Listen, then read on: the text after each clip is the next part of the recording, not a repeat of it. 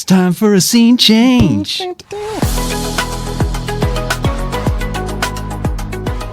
Hey world, this is the first recap for Scene Change. We are going over 3 episodes, the first 3 episodes, 1 through 3.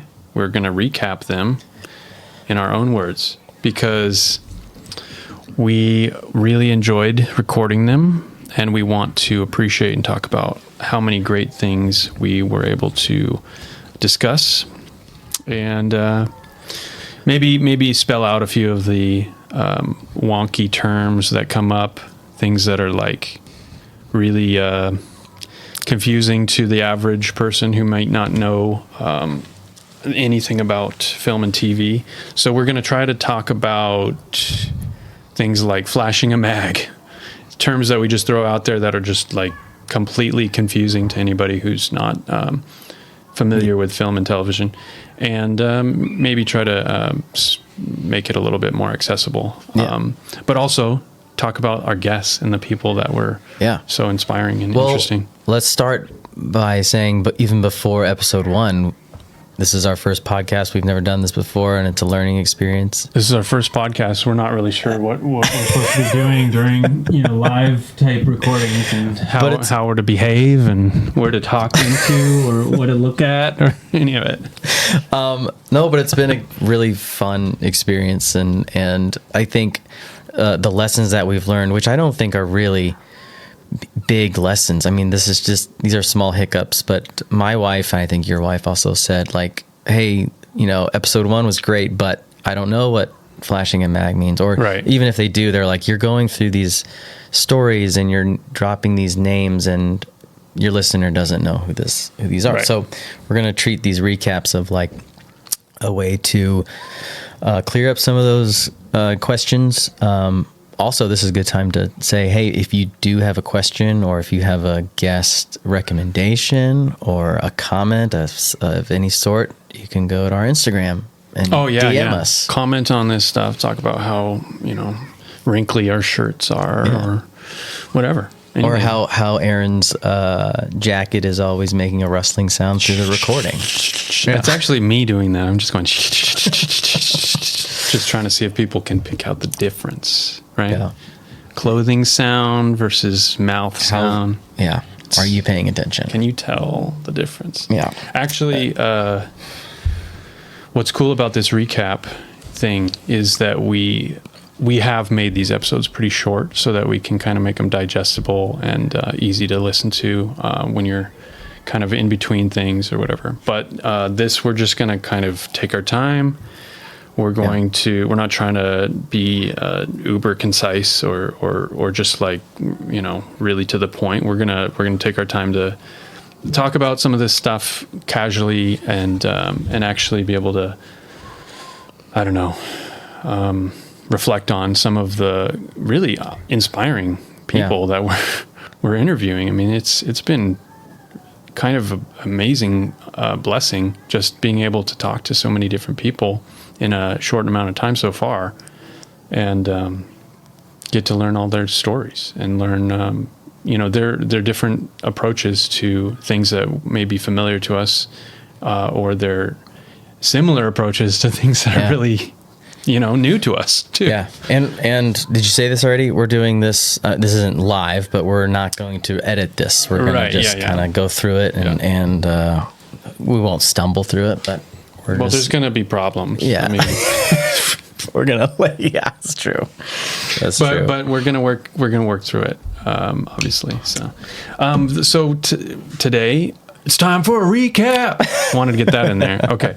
But, it's time for a recap. We're going to talk about the first 3 episodes that we aired. The first one is called, Climbing the Loader Ladder. It's about loading, and that I don't remember if we really got to spell out specifically, like with a definition, what is a loader, a film loader, or what's the difference between a digital loader and a film loader.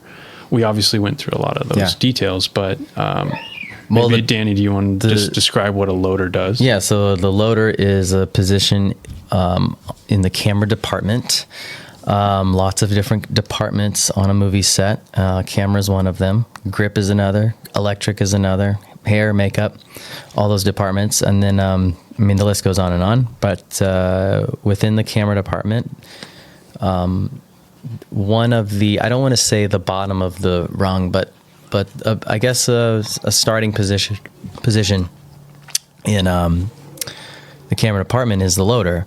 And that person is in charge of putting film in the film magazines, which is the big bubble thing. What's on a top of the magazine? Like you know, the old pages like that you flip through, right? Like just a bunch of pictures and advertisements. You just got to keep those magazines filled with pictures. Different and kind words. of magazine. Yeah. No, you put the film, the roll of film in a mag. It's like a bubbly briefcase, and it clicks into the top of the camera, and then the camera takes the film and it feeds it through and then exposes an image onto the film. And the digital equivalent of that is now basically like an SD card, right? It's Right. like a little Chip. that you put into I the don't know camera. why people say chip, because it's not chip. It's got hard chips drive. in it. It's a hard drive, right? It's a hard, yeah. and solid state, right? So yeah, a modern day camera now is recording a digital file to a hard drive. So the process Or is card. super different because it used to be thousands of feet of plastic that you have to put into this bubbly briefcase. Mm-hmm. And instead now Sony puts the thousands of digits into a card for Mm-hmm. us. Yep. And we basically do that same process of reloading with a digital version of the magazine. Right. With film, you have to do that in the dark room, which is the dark room on a set. It's literally dark. It's It's- got to be pitch black, right? It's a pitch black room in the camera truck. So you go in there, you close the door, you lock it, you turn the little light on that has a red light on the outside of it, telling everyone that you're in there with exposed film. You know, What does exposed film mean, Danny? exposed is the Exposed to what? exposed to the light that Light. is going through the lens, Right. which is projecting an image onto the film. Yeah.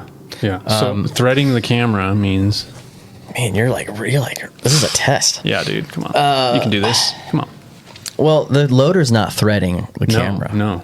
But that was something that Was it in K2 there? said. She said threading Okay. the camera. So- I was like, oh, so that's a good term. with What does that all- mean? Threading the camera? It's The like making a camera- quilt out of a camera? The camera has what's called a movement, and it's a really highly technical apparatus with a claw. That the claw actually is inserted into those little perfs on the side of films. You know, those little Those little squares, and that claw pulls it down in between the time where the shutter on the camera is not allowing light in, so that by the blocking time the gate, yeah. by the time the shutter then opens up, it will have exposed. It is allowing light in and exposing an image onto that frame, and then And it does it 24 times every second, right? Exactly. Yeah. So it's like, And it's just like wildly going- fast. You can't see it. Yeah. and yeah, that's what. That's Oh, you got to what- thread the film into the camera, right? And right, you have to thread the You have to thread the film through the camera and through that movement. It has a whole different route. So when you're taking the bubbly briefcase? when you have the briefcase, the mag, Right. It's got all the film on the left side Yeah. of the mag. Well, And then it comes out and then it goes back in. 9 and 9p. Yeah. That's in reference to. Oh man, this is. We went over so many terms in this I first know. episode. It was like, ugh. But it's also, it's good. I mean, this is how we talk. We talk in a different language sometimes. Yeah, the 99 and 9p is in reference to the direction which the film. So if you take a roll of film and you take the tail end of it and pull it down, you can make a 9 or you can make a P. Right. And that's just telling you, as a loader, you have to put the film into the mag in a 9 configuration and then put it through the little teeth, come back out, and then on the outside of the mag, feed it back through, and then attach it to the take-up side. And it's either going to make a 9 or it's going to make a P. I'm going to draw it on the too. take-up side. So the take-up side is all the exposed film. Yeah, Aaron's drawing a picture of the 9P, two different versions of the mags. and he's going to show it to the GoPro that we're recording. That's going to go up on the YouTube channel at some point. 9P is Panavision. Right? 99 is Panavision. Oh my gosh. I just Yeah. failed You did. the loader test. So yeah, anyways, that's a mag. That's what threading a mag is. And then flashing a mag is when you do all that. It can be exposed, it can be unexposed, but when you flash a mag, it's when you have allowed light into that magazine. So for the people who are using their eyeballs, Airy is 9P on the top. That's the threading diagram, and then Panavision is 99. So that's what we're referring to when we say all that stuff. 9P, Yeah. 99. What else do we need to go over? That took 10 minutes. I know. We can go. I know. We can It's move just- on. We're so slow. I'm sorry, everybody. Hang on, we said Everybody flashing a already mag, knows. darkroom. No, camera truck. Camera truck is the truck. I mean, every department has their own truck on a Yeah, set. but it's really important, right? The camera truck is like it's the home base for the equipment on set. So yeah, and got to I take mean, care of it. Got to know where everything is. right? Because as a loader, you are on that truck. Right. Not all the time, but you're on that truck most of the time, I guess, or more than everyone else in your department. And so when they say go grab the lambda head or the thing or the whatever, you as a loader are responsible for knowing where that is. That truck is your truck, and you are the keeper of it. Yep. Camera prep. We did talk about that in a recent episode. Yeah. So maybe we don't need to go over that. I mean, too much, but preparation. you have to prep all the gear, right? Well, I mean, yeah, you do. Film. I wanted the difference between a prep with film versus a Yes. prep with digital, That's true. because Well, the loader is a big part of that. I'll right? play producer, Aaron. Hey, yeah. we're gonna have a shoot, and it starts tomorrow morning. We'll see you there. Okay, what are we shooting on? We're gonna shoot on. I don't know. I'm not sure. It's coming from another rental house, but it'll be there the morning of. You don't know the camera? No, I don't. You but don't know how we're going to record? Nope. We called the rental house and we said we're shooting tomorrow. Which rental house did you call? I'm not sure, but these This are is a lot going of really well. These are a lot of questions that you're asking. We don't need to get into it. Just show up tomorrow morning. Well, and just be ready to start rolling. The how do you camera. know? How do you know you need me?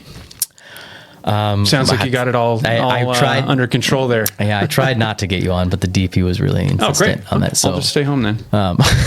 You know what? I actually have a prep I got to do tomorrow, so I'm going to do that. Instead. well, the point of all this, right, is that Two can play at this game, Danny. Producer Danny. No, ultimately, if the producer says we don't need all of that, you still have to find out like what are we going through? What exactly are we dealing with? What's the camera? What's the recording medium?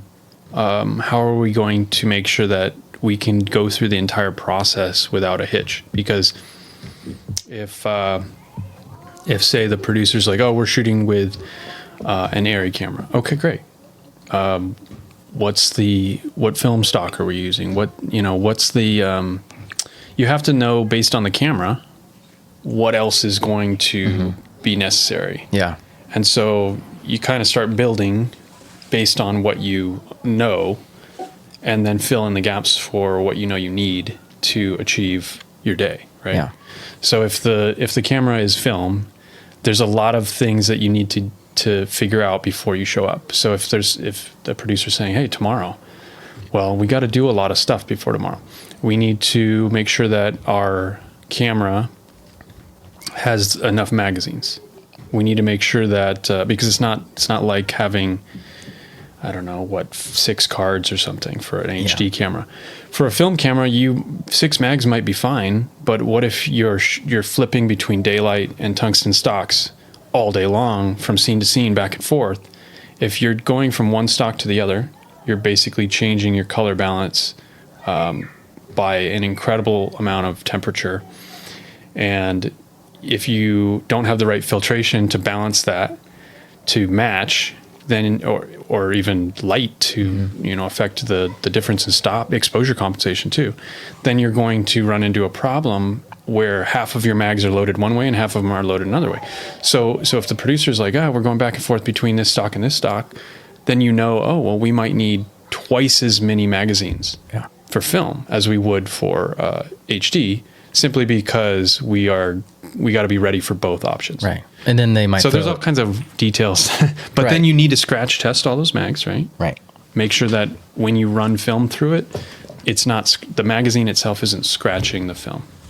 Right. You also have to do a registration test. I don't know if the loader would be involved in that, but you would do a registration test, right, to make sure that the movement is holding the film properly in the gate and not pushing it in different places every time. Right.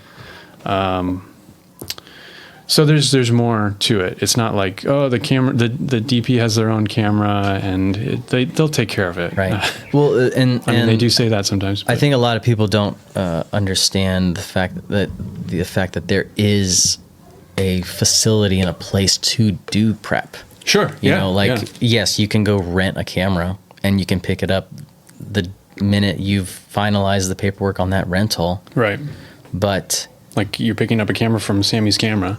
Yeah, but the way that this industry works is, like you said, there's all these different questions that need to be answered, and once we know the answers to that, then we have to prepare that camera specifically for all those conditions, and a place like Keslow or Panavision or Old Fast Glass, even these smaller boutique rental houses, they all have these bays. And in that bay, you have all the gear that you've ordered on that rental, and then you have a camera assistant that comes in and starts to check the tripods to make sure they work and the head, and then turns the camera on, make sure it works properly, and then they take their lenses and make sure that the focus is accurate to the markings on the lens, and they go through all these steps, just to make sure that everything's in tip-top shape. This is all before shipping out, way before the show, before you're shooting. And some shows can prep for a day, and some shows can prep for weeks, even months. Right. Just because, I guess with the ones that are taking much longer, there's a lot of camera tests involved and makeup tests and that they all go through. So. Yep. There's an actual facility. When you are ordering from a rental house with the size of Panavision or Keslow, you are going there physically to prepare for the shoot and then load it up in a truck and then, Yeah. It's a lot of work. It's a lot of work that has to happen that you don't necessarily see. Yeah. You see when it doesn't happen, right? Right. Like, why don't we have this simple piece of equipment? Right. Well, because we didn't put it all together, and we didn't know that we needed that one simple piece of equipment. And because you have to actually put things together. Yeah. To realize you're missing an iris rod or something. Right. And it's so way more common than people think, because there's and this is not to say that I don't want to downplay actors or anything, but actors want to sometimes direct, right? And sometimes sometimes they're great at it. So they'll do their short film and they'll say, "Hey, Aaron, I want you to shoot this short film that I'm going to direct, and I'm putting all my money into it." And but they have no idea that a camera prep is involved. So it's like the second that you go, and they might say it. In a naive way, and not to be mean, but they'll say, "Well, it's such a small job. I don't think we need that." Right? Do we need all that? It's security, though. It's insurance. It is, but it's just a fact of production that is overlooked and not thought about so often that and then sometimes you're on set and you're like, "Hey, remember when I was telling you about camera prep? And I know you didn't have the money, but this is what we would have solved in that. We should have known. We should have known about this ahead of time." And it's a rehearsal, right? Here's the problem. Yeah. We have this issue on set right now, and it wouldn't be an issue if we would have prepped or whatever. Yeah, it's an opportunity to kind of try to do the thing before you do the Yeah. thing. Because if you're Yeah. trying to do the thing and it's not working, then you know you need X, Y, Z Yeah. to figure out how to do the thing. Right. But if you haven't done it and you're first trying it out on the day, you start to feel that pressure of that stress of like, oh, we're trying to solve a problem that has nothing to do with the scene that we're trying to shoot. Right. Right? Yeah. You feel the pressure of like, well, we scheduled 7 scenes Yeah. and right now we're working on solving a technical problem that would happen during a prep, and you Right. solve it there. Yeah. And it's not a good way to start your day. Yeah. Yeah. You'd much rather spend your time working on the scene that you have scheduled for the day, not Exactly. the 5-inch iris rod that's missing. Exactly. So I feel like ADs are probably really sensitive to how important preps are. Let's see. Threading the camera. Okay, so where are we in this whole I don't thing? know. We're Do you know trying to- K2? How do you know her? Well, in the episode, we kind of had an epiphany and remembered that I think I met her or saw Yeah. her at Panavision way back. Right. And that might have been the first and only time Yeah. that I met her. But then we met again in the interview, and it was awesome. She's great. Another thing that I wanted to talk about that we talk about in that episode is the where is it? Oh, she mentions Baird Steptoe as one of her mentors, and he was at Panavision when I was there. We were there. Yeah. Oh, he was there. Well, he wasn't there. I as a remember staff. seeing him and Yeah. being impressed by an assistant of his caliber coming through.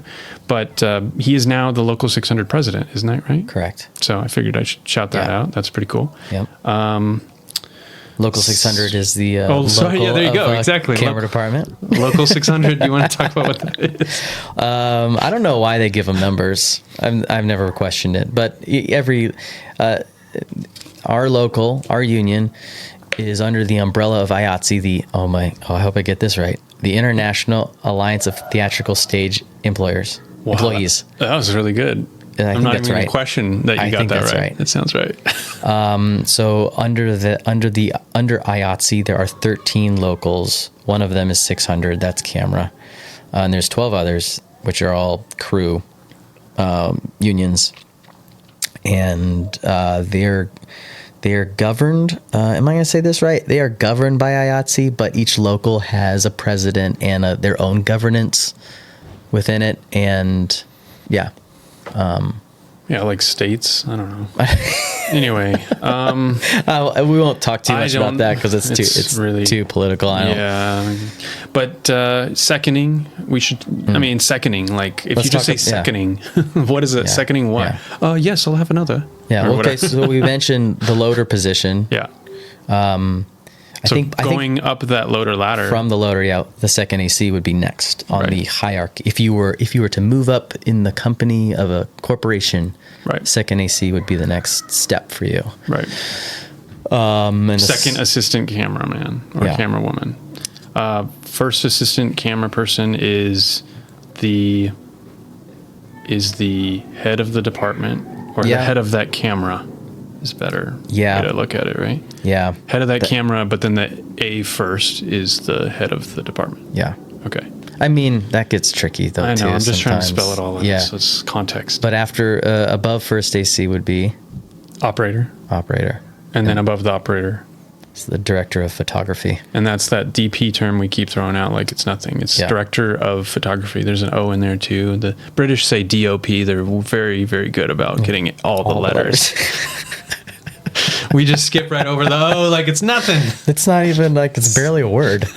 Of? Yeah. It's important.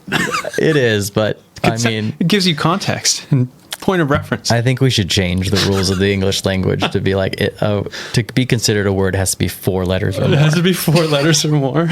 Everything under 4 letters isn't a word. Nah. Wow. That's a hard rule. I mean, a lot of words is falling off. If you want to be efficient, I'm not saying you exclude them from the language. I'm just saying terms of making them a word. Okay, well, Danny's language is going to be hard to communicate with, but we'll do it. So seconding is the second AC. When somebody says I'm seconding, or sometimes I Yeah. second, they mean I'm a second assistant. So I'm the assistant to the assistant, and the first assistant is the person pulling focus and What's basically in charge of the camera. Like if the camera has an issue, the first AC is the person who's dealing with it. Mostly. Yeah. Yeah. But what are the second AC's responsibilities?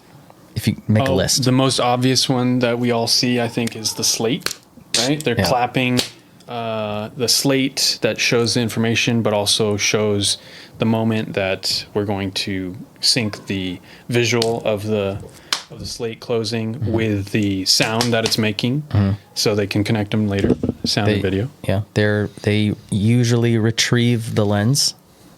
Yeah. Oh, yeah. Right. Yeah. And They're they're getting at the lens when the director of photography says, "Oh, we got to go tighter. Let's get a tighter lens." So from the 50 to 100. Yeah.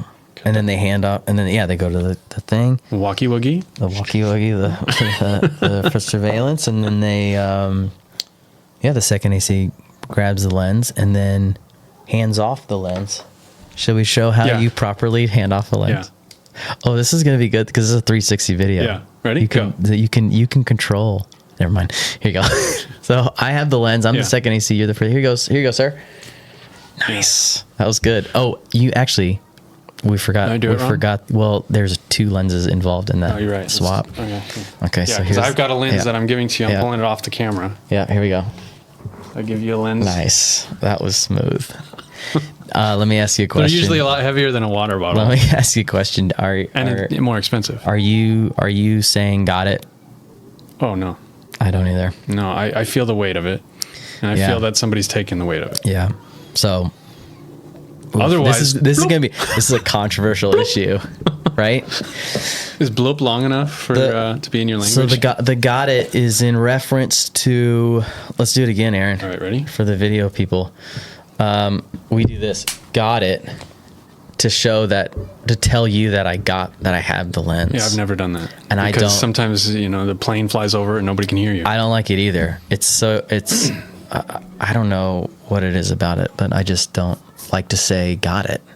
I like what you said. It's like we're in this moment. We know what to do here. You're grabbing it out of my hand. The weight is leaving. And that's the other thing too, is like you, not to make this a masterclass, but you take it from me. Correct. I'm not like flopping it in your hand. You're No, taking the weight out of me. I'm taking the weight away from you. Yep. Right? And Yep. I'm telling you with my force of removing it from your hand that I've got it. Yeah, but how? Also, this is. I mean, we're going to start getting into the details here, but how do you hand off the lens? You're handing it off in a way that when they receive it, it goes straight to the camera. Exactly. So- Oh, yes. So this might not be as critical for primes, right? Prime lenses, but a zoom lens, a really heavy Right. zoom lens, can be like what, 35 pounds? Yeah, I don't know. Maybe not. Yeah, that's a little heavy. But 25 12, pounds? Yeah. 12? 13? 20 pounds? I mean, heavy, Some of the, heavy like an enough. 11 to 1 or no, but the bigger, an ingenue freaking, those things are like, Yeah, okay, yeah, 25 you're right. pounds. You may be right. so Maybe- if yeah. you're handing off a lens that's that heavy, the last thing you want to do when you give it to somebody is for them to have to kind Right. of shuffle it and like get it to the right angle to put it into Right. the camera. Yeah. So you hand it to the camera assistant in the orientation that when they receive it, Yeah. they don't have to move anything. Right. They've now just put it straight onto the camera. Right. Yep. And it's Huge exactly details. the way that it should go. This went from recap to. I know.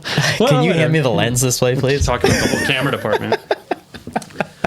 Anyway. No, that's a huge. It's But that's good, though. huge. That's Yeah, a huge. it's good. I mean, that's just a tip. We're just being for nerdy. anybody. Just nerds. Yeah. Should we go on to the next episode? You don't know. What time is it? It's like 30 minutes. Well, I love how K2 talks about home movies and stuff. I feel like that's something that I can really relate to. And I'm like thinking about how we all kind of grew up with these like just different cameras, like Yeah. different.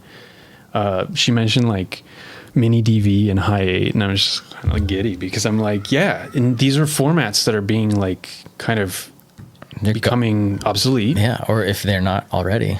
but they're also formats that inspired us, helped us visualize and create our Yeah. own movies and tell our own stories. VHS, SVHS, the things that are like laughable at a certain point, but they were the standard. They Yeah. were the thing. And if you wanted a camera, you were buying like the best version of a format that we all consider to be garbage now.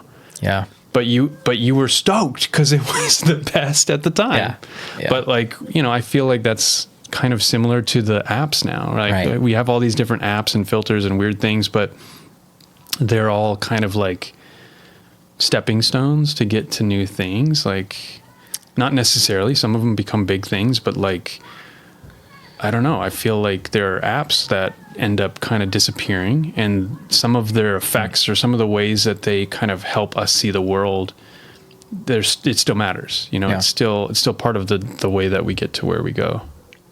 IMAX, you mentioned. I mean, people know what IMAX is. It's the big negative, big film negative that you're using. It's the biggest film negative you can expose to in a camera, Which is larger than lousy. 65 millimeter. Which allows you to project it onto a larger screen, which is what those, Greater that's how they clarity and market those resolution, giant yeah. movies.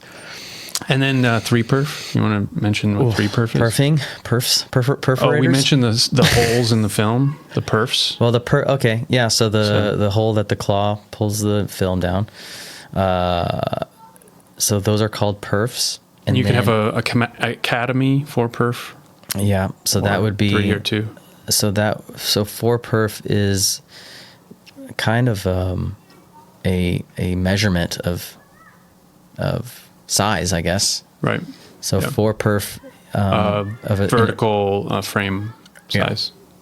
is trying to.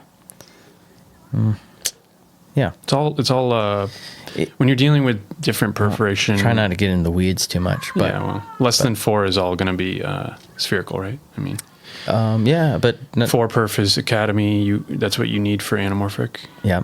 Can they project anamorphic lenses to something smaller than 4perf, like 3perf? Is that think something? Is that a thing? Totally. I mean, well, yeah, you could. But it's just changing your squeeze, and Yeah. there's all kinds of weird stuff we could talk about Yeah. related to that. But that's film. But so. yeah, when shooting 4perf, you're shooting the largest portion of that frame Right. on film, and then 3perf you're shooting a little less, obviously, and then 2perf you're shooting. You're actually restricted to shooting a 240, Right. which is an anamorphic Perspective. frame, but not necessarily anamorphic. Oh, you're right. It's not the perspective. Although you could Anamorphic, yeah. the Frame, but not perspective. Frame, Yeah, the ratio. yeah, you're right. But shooting less perfs saves you money Right. because And you're then able to squeeze more frames onto 1,000 feet of film. So a loader has to make more changes Yeah. Oh, you know what? with 4perf than they do with 2perf, right? 2perf, you can shoot a lot Right. longer. and Exactly. Fewer mag changes. K2 actually mentioned that. She Yeah. said, she was like, what is it, 11 minutes or something? Yeah. So I Yeah. think 4perf is 11 minutes, 3perf is 15 and 20, and then 2perf is 22. Yeah, that sounds right. Yeah.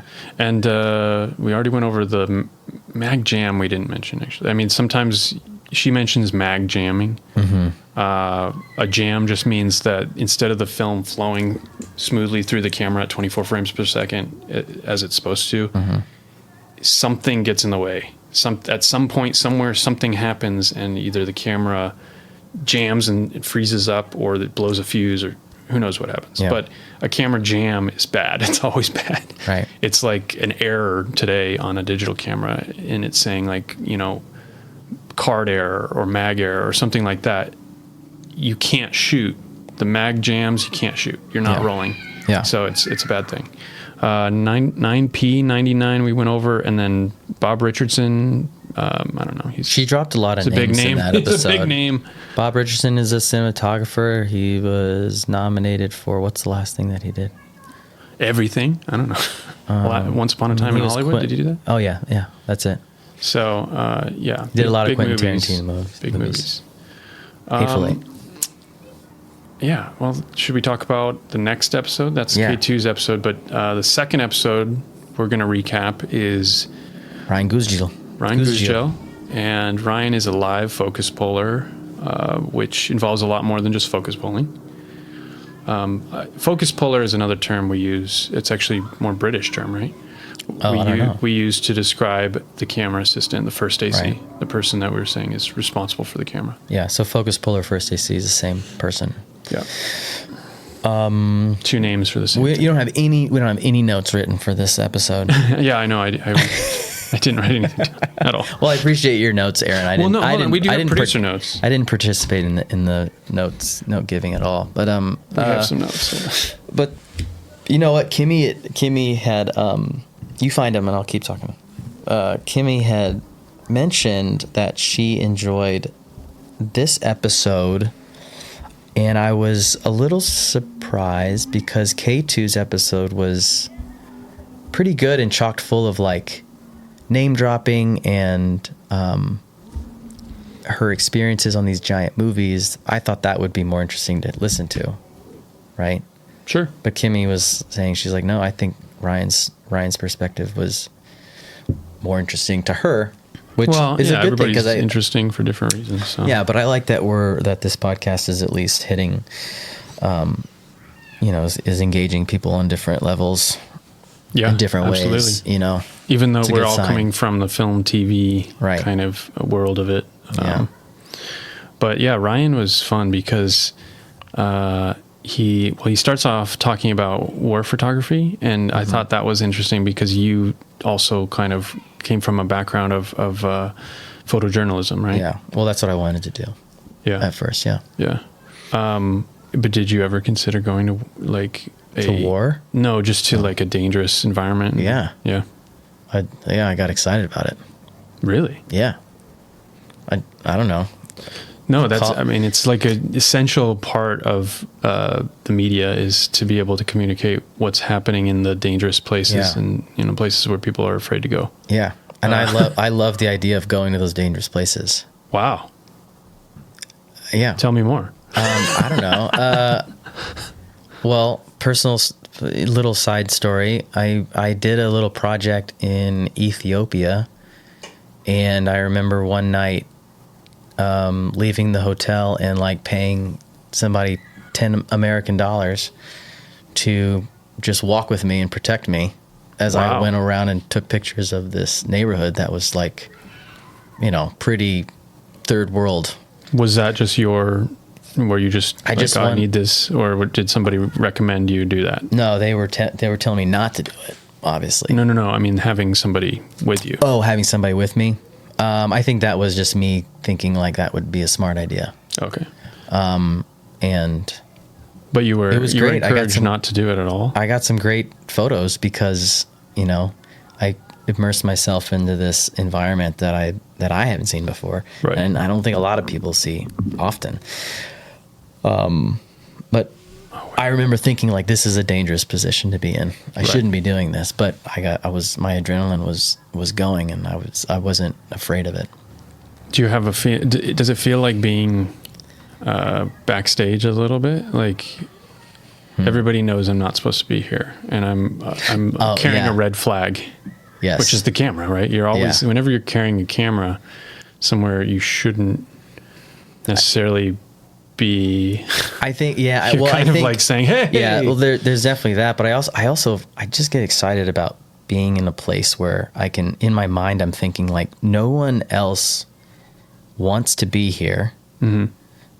Many Americans may not have been in this neighborhood before, but here I am, right." and I want to document it. And I want to see it, and just the thought of being one of the few Right. is exciting. Right. And I think that would go into like being a photojournalist in war or whatever, any other dangerous situation.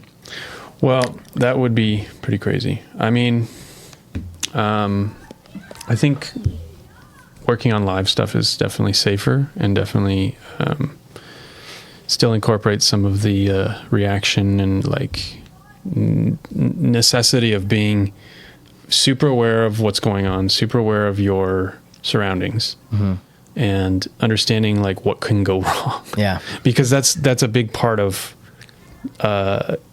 anything we're doing is like, oh, we got to anticipate where there's going to be failure. And live, you have to, because you only get one take, right? So you're committing to the idea that you're only going to do it once. It's not like, oh, well, I mean, sometimes some live shows you get multiple days or something, but usually you're still trying to get something unique, right? Like you don't know what's going to happen exactly. Yeah. So trying to stay flexible, but also anticipating problems Right. before they arise. I was gonna say, like, yeah, if this doesn't work out, we got to have a way to bail us out. Right. In this live situation, which is more so on the director, the board switcher or whatever. Right. He talked about Hallmark movies. Yeah, he did, and we both worked on those. Yeah, which for those who don't know, Hallmark is a great way to get started in the industry because it's non-union. Or it has been traditionally speaking. Traditionally, that's true. Yeah, I don't know what's going on right now, but they're fairly low budget, so the entry level should be the bar should be a little lower, right? And it's a place for you to learn. And yeah, we've done a couple, and they shoot a ton of them.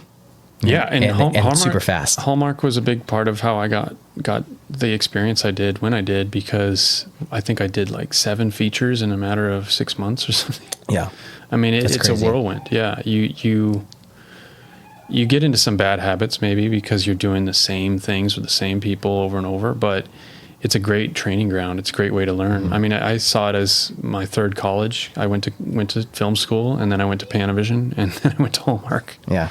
And dude, I did some of the worst Steadicam shots on Hallmark. Oh my gosh. Great. Awesome. I remember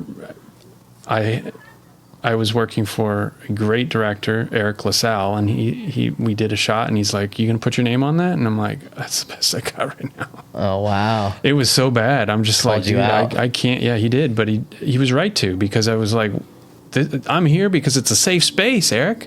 But honestly, it's a great way to kind of take some risks. But you wouldn't say no. You wouldn't have a rig and be working on a show and say, "I'm not ready for it." I mean, there's maybe a balance. At the time I was being asked to do a longer lens than I had ever done. And I was like, how am I going to do this? Yeah. Now I can do that shot. Yeah. At the time I thought it was insane.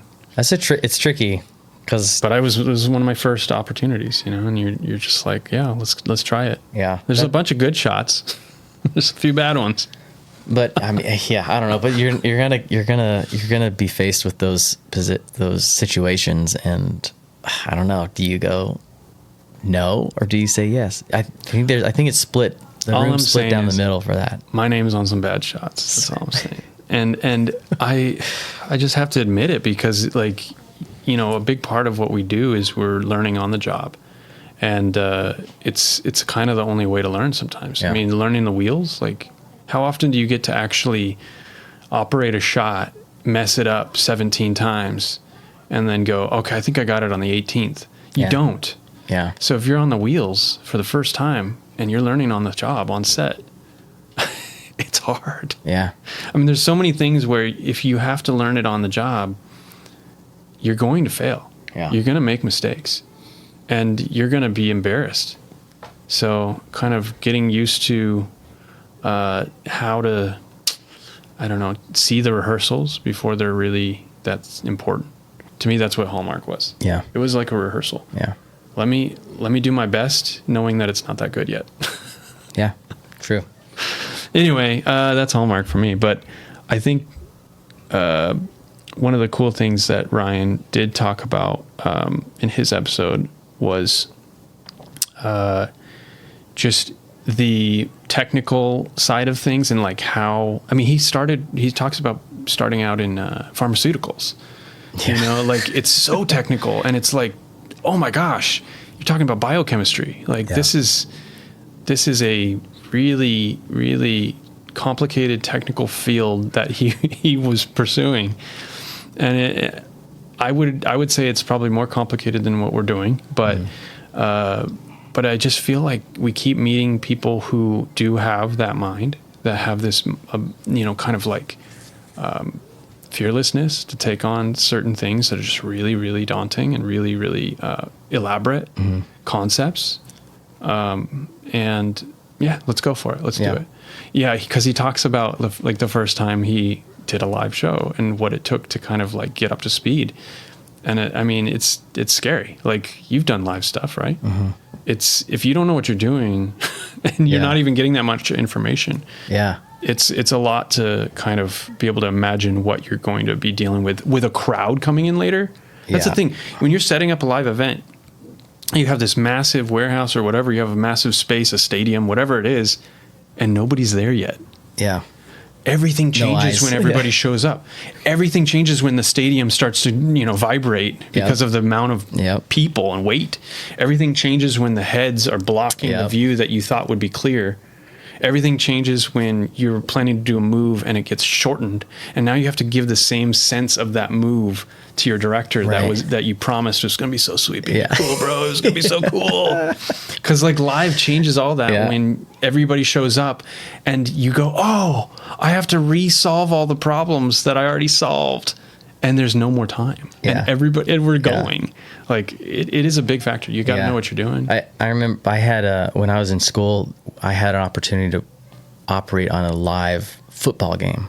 Like it was a small school, but this broadcast company, I don't know, they would always televise one game. Yeah. So the cameras came out, and then they would recruit kids from the, audio, video, whatever program they had. Right. And I remember I was on a Condor. I was behind the field goal, which is actually pretty low pressure, because it's like, okay, when there's a field goal, you're going to go to this size frame, and then everything else is bonus, right? Yeah. So I was in a bonus position, and I think I was on the coach or something, and they were talking about the coach, and I panned away because I didn't know I was on. I didn't know. I didn't know my shot was live. Right. And I was like, I got the coach here, and I should have known because I can hear the commentators talking. And I'm. But you didn't have anybody saying you're live or a tally light. Did. They totally did. I was just inexperienced. I think I was 20 years old. Usually there's nervous. A little red light that tells you you're live. Actually, you didn't have that. The red lights were actually not working. Oh boy. I remember that now. So this makes sense. But yeah, I forgot that I was live, and I panned away, and the director in my ear is just like, "What are you doing, number 4?" And just cussing at me. And like, I felt horrible. But I mean, that was like my first experience in that position, and I was nervous. And then sure enough, I failed in one of those moments. But it's funny too, because it's like that director had so much trust in this operator. Well, I'm serious. You have to. Yeah, exactly. Because you're looking at a frame and you're like, this is what I need. I'm going to go to it. And you take it. Yeah. And then the camera pans away because you've got a high schooler up in a Condor. Yeah.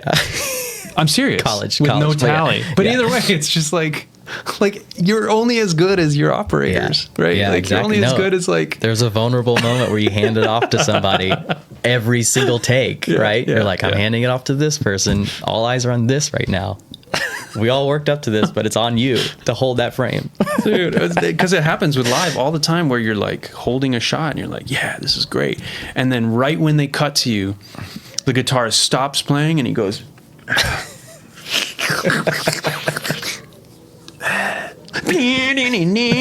and you're like, whoa, that was a really bad shot. Yeah.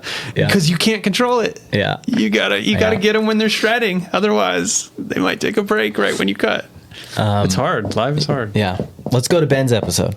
Wait, really? Are we done? Yeah. We were like we didn't even talk about drum sets and woodworking. I mean, there's a lot of good stuff in that episode. Yeah, He's on Etsy with his woodworking. I mean, we didn't even talk about the woodworking. How long is this bonus or this 50 recap? Minutes. We're already at 50 minutes? 50. Okay, I guess I can talk. Anyway. Ryan, let's skip over the woodworking. Skip right over the woodworking. It's okay. No, it's okay. Right. We're going to talk about the third episode. They can go to that episode if they want. So that's episode 2. It's good. I just want to talk about Ben because Ben. What's it called though? The episode it was called Ben Grieve. It was live focus Deadwood. That's a good one. Okay, that was right. On to the third one. Yeah. On to the third episode. Here now, have no fear. What is it? It's third episode with Ben Greaves and it's called Why? Listen, Listen this Hear, is and Have No bad. Fear. Listen near. Listen here Listen and have no here. fear. That's So, it. because there's a difference between listening and hearing. Yeah. But Listen, hear, and have no fear. there is, Well, what we talked about, I don't even remember if we articulated the name of this movie other than what Ben said, but The Zone of Interest. Yeah. We talk about the zone of interest in Still that talk episode. about it today. It's really good. It's really heavy. Yeah. Great movie, but not a movie to be entered into lightly. I think it's actually really fantastic that we saw it in the theater. We describe that, but we talk about the fact that it's a movie that you want to see in the theater if you can, or at least in a good space where you control it and watch it all the way through. Yes. I got into a friendly argument with somebody about they didn't like it. That's fine. And that's totally fine. But that argument made me realize that this movie, it did take in a different type of approach. His argument was that nothing happened in the end, and there were no problems.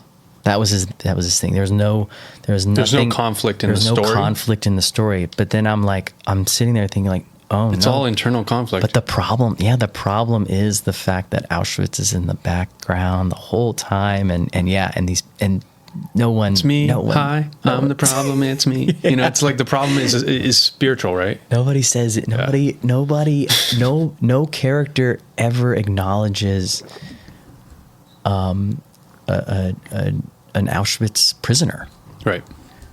And even when they do, they don't even talk about them by name they don't even say that they're people. Remember the scene where they've found a way to this is gross talking about. We're spoiling. We are spoiling in it. Okay, all right. Warning! I won't be specific. We're not spoiling our episode, but we're spoiling a movie. there's a scene where they talk about these people, but they don't even call them people. It's pretty like hard units. to watch. They're calling them. They're dark. talking about them as units, and like, oof. So, anyways, when you watch pretty it, dark, you'll but see it's it. also very important, I think, because film is doing something that no other medium can do. Right?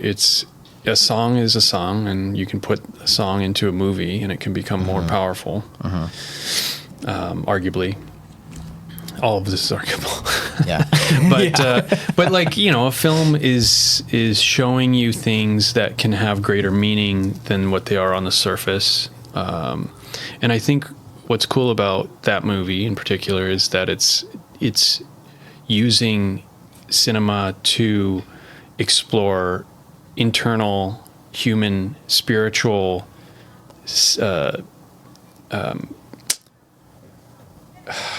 conflict, yes, but positions, like characters putting themselves into turning themselves into knots internally, in order to balance conflict. Yeah. So there might not be a lot of conflict, visually, Right. audibly, there is. Yeah. So Right. I would argue that one. Yeah. But like when you're talking about a movie itself, you're talking about something subconscious by the nature of a perspective being kind of affected, right? Like you have your perspective from across the table right now. I have my perspective. Somebody watching this has a 360 perspective, right? But like to actually say my perspective is affected in these ways as through a movie. It's affected by music. I'm feeling something emotionally because of the music, maybe. It's affected by the way the cinematography is visually distorting the field of view. Whatever. Yeah. It's all affected. And we're watching an affected version of something to enhance and to say there's more here. There's something else. Not just what it looks like on the surface, but there's something deeper. There's a deeper meaning behind it. Totally. And what a great movie to pair up with Ben Greaves, who's very much about social justice. Yep. Treating people right. Yep. Treating people or giving people equal opportunity. Yeah. Yep. And I was really appreciative of how he, talks about people of color in the industry, and he kind of says, like, I don't care about the color of their skin. He wants to make them a great craftsman, and like, I think that can, I don't know, it kind of flirts with a dangerous territory a little bit, and he could get into trouble a little bit with that, and I don't know, I appreciate his boldness, and yeah, it's totally a risk. It's a risk to. I mean, there are producers and people who are hiring that are totally just going to say, like, listen, we need someone of color, and like, okay, checking the box. Yeah. Checking the box, like, okay, great. Hiring people of color, that's a great thing, but at the same time, it's like when Ben said it the way he said it, I was like, oh my gosh. It's they're hiring because of the color of their skin. Yeah, and they have no interest in making a progressive move to give people of color agency and actual opportunity and real opportunity to like grow and make money and start a career. And anyways, I don't know. He's passionate about mentorship in a way that I think is a risk. Let me put it that way, because there's a lot of people who are passionate about mentorship, and you can train somebody that you know well, and somebody you're familiar with, and somebody who's part of your family, somebody who's a friend of yours. Great. Or you can train somebody who is outside of your circle and try to expand those circles. And I think Ben's doing that in a great way. Yeah, in a great way. Totally. But we also, what did we talk about? We talked about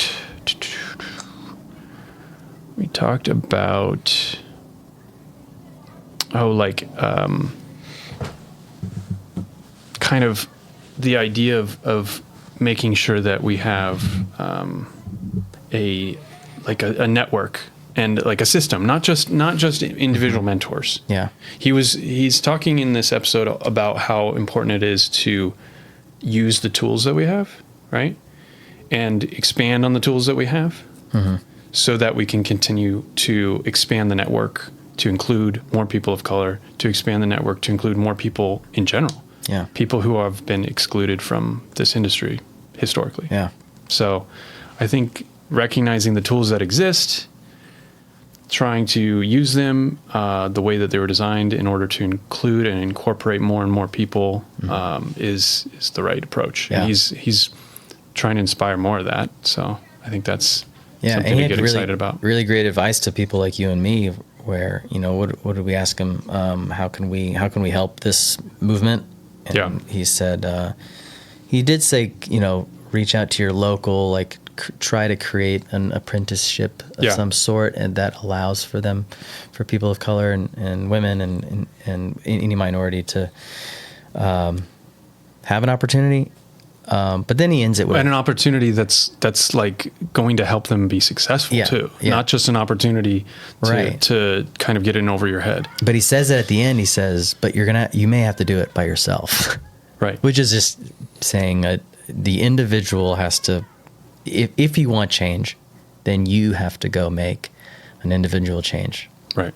Stop asking what an organization to do it for you. What can an organization do? Yeah. Right. Yeah. I don't know. What else? And organizations are people, so failing upwards to that's a good put it together. I feel like we kind of covered that one. Yeah. But it's a good episode. It's definitely great to hear from somebody who also has a very different background than I do, not just being British or whatever, but like having a different background in sound. I have, we're doing a podcast. Obviously we appreciate sound, but to perfect your craft, to be to care about things and to get into the details, to know how important those details are and why you want to continue to share them with other people and hand them on so that they can continue to bless humanity as a whole. Yeah. I think that's something that was really inspiring about this episode, because it's like, yes, this is somebody who's as passionate about sound as Danny and I are about video, right? Yeah. Like, so it's cool to hear those details and those subtle things that are really important to somebody who's in a different world than you are, in a sense. Well, and we touched on this too, is like, he's not just pointing the microphone in the right direction to technically get the words from the actor's mouth. He's like involved in the story. Right, He's like, yeah. how am I going to, how do I dance around this? Like, what should it sound like in this scene? I'm putting words into his mouth, but that's where his brain is at. He's thinking about story, not just the technical, like, let's make sure the words are on tape, file, whatever. Yeah. He says something about the sound, the boom operator having like a special privilege, which is really such a cool perspective. I'm like, oh my gosh, you're right. Like this, we are all abstracting our perspective of what's happening on set, except for the boom operator. Yeah. The boom operator is He's directly connected. Yeah. He's visually seeing the lips move. Nobody else is doing that. We're all looking through a camera. It was such I mean, he's got a great perspective on the art form of it. He's the guy at the concert not recording it on his phone. Yeah, he's the one who doesn't have the iPad up. Yeah. He's taking it all in. I love that.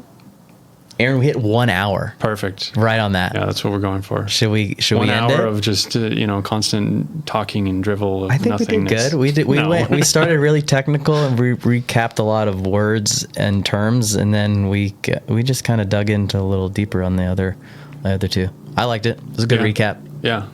So thanks for joining us for this recap. It is not live. Sorry, but it's live to tape, so we're not taking any of these awkward, embarrassing things that we're doing out of it. It's real. It's raw. It's raw. All right. Head on over to the next episode, I guess. Yeah, so we got 3 good episodes that we just talked about that you can go check out. Climbing the Loader Ladder, Live Focus Deadwood, and Listen Here and Have No Fear. They're great episodes. Go check them out if you haven't heard them, but we'll have another episode every Tuesday as usual, and these recaps will be out as well every 3 episodes or so. Yeah. All right, guys. See ya. Bye.